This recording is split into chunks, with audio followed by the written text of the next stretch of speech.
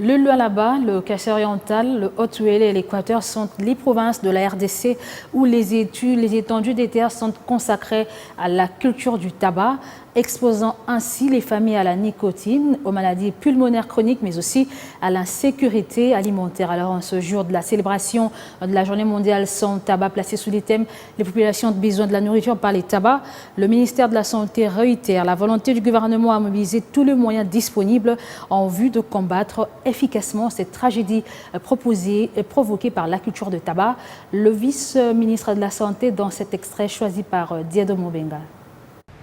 Pour 2023, ce thème est « Tabac, les populations ont besoin de nourriture, pas de tabac ». Le tabac est cité parmi les facteurs de risque qui favorisent la pauvreté en raison des répercussions sanitaires, environnementales et sociales qui ont souvent une incidence défavorable sur l'économie.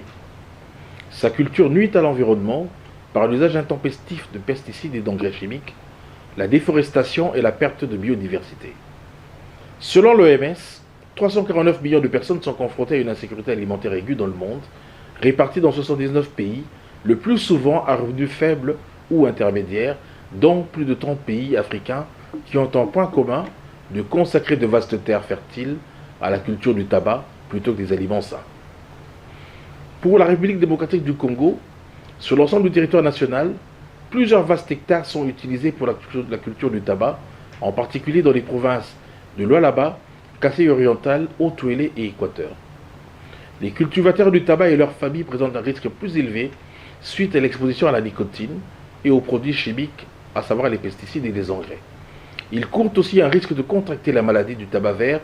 et de développer des maladies pulmonaires chroniques. Chers compatriotes, la culture du tabac est une culture à forte intensité de main-d'œuvre qui prend jusqu'à 9 mois pour parvenir à maturité. Il est donc difficile pour des petits agriculteurs d'avoir des cultures vivrières pendant la même année. En rapport avec la sécurité alimentaire et la nutrition, la culture du tabac dégrade les terres de qualité qui sont rares et menace le choix de culture de remplacement. Face à cette situation inquiétante, le gouvernement de la République démocratique du Congo, dirigé par son Excellence Monsieur le Premier ministre Jean-Michel Sama Lukonde Kyenge, sous la conduite de son Excellence Monsieur le Président de la République Félix Antoine Tshisekedi Tshilombo, a pris l'option à travers le ministère de la Santé publique, Hygiène et Prévention de mobiliser tous les moyens en vue de combattre efficacement cette tragédie provoquée par la culture du tabac en accélérant la mise en œuvre de la Convention cadre de l'OMS pour la lutte anti-tabac et des directives pour leur application sur l'ère de la couverture santé universelle.